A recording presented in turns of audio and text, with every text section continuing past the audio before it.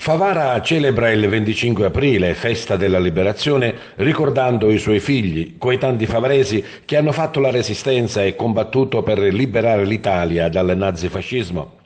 Organizzata dalla locale sezione ANPI, Associazione Nazionale Partigiani d'Italia, da Liberarci, dall'Istituto Calogero Marrone, unitamente al Comune di Favara, venerdì 21 aprile si terrà l'iniziativa Noi Partigiani Favaresi, una passeggiata attraverso un itinerario della toponomastica favarese, percorrendo le vie dedicate ai partigiani favaresi che hanno fatto la resistenza.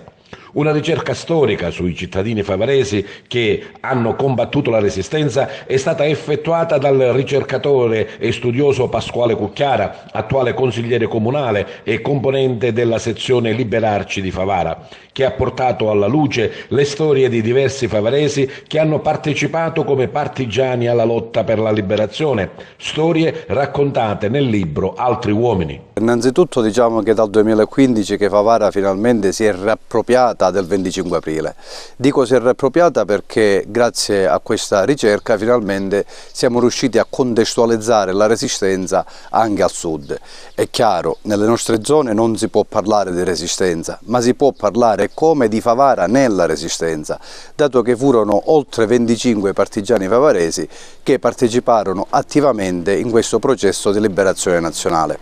In questi anni si è fatto tanto per rivalutare le figure dei partigiani e delle partigiane favaresi, tanto è vero che grazie al compianto professore Cusumano è stata installata una stele che ricorda i partigiani antifascisti favaresi e nel corso degli anni sono state date diverse denominazioni. Alcune per la verità sono frutto di ricerche passate, altre invece sono state realizzate negli ultimi anni. Quindi l'idea nasce per valorizzare queste onomastiche che sono state appunto realizzate in questi anni e oggi siamo proprio qui nella via più rappresentativa, via dei partigiani, che appunto racchiude un po' tutte queste esperienze. Dunque domani insieme alla locale sezione dell'ANPI, insieme all'Arci, insieme all'Istituto Marrone, insieme ai parenti dei partigiani favaresi andremo a depositare un fiore per ogni via come monito, come avvertimento affinché il 25 aprile non sia ricordato solo in prossimità della festività, ma che sia un orgoglio nazionale da ricordare sempre. Appuntamento alle ore 16:45 di venerdì 21 aprile in piazza Cavour, da dove partirà il corteo seguendo l'itinerario delle vie che ricordano i partigiani favaresi.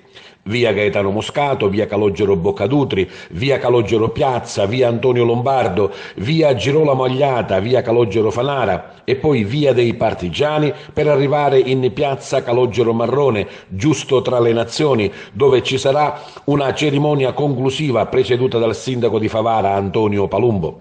Il comune, anche su sollecitazione dei familiari e della sezione ANPI, si è impegnato a dare una via a tutti i partigiani a futura memoria. In questo consiste anche il lavoro che Pasquale Cucchiara continua. In questi anni ho vissuto a Pontedera, in provincia di Pisa, e questo mi ha permesso di attingere del materiale completamente nuovo, delle quali alcuni assolutamente inediti, e che mi ha permesso appunto di rintracciare altre figure, soprattutto di partigiani favaresi che hanno contribuito ai processi di liberazione nazionale all'estero.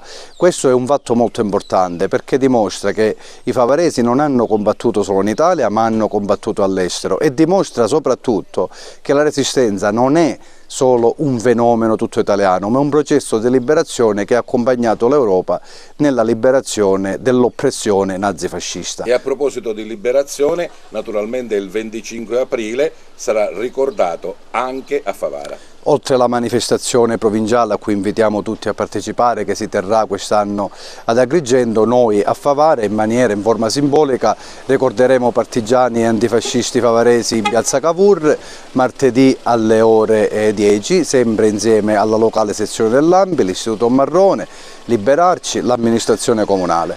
È un momento anche per ricordare ancora una volta i nostri partigiani e le nostre partigiane.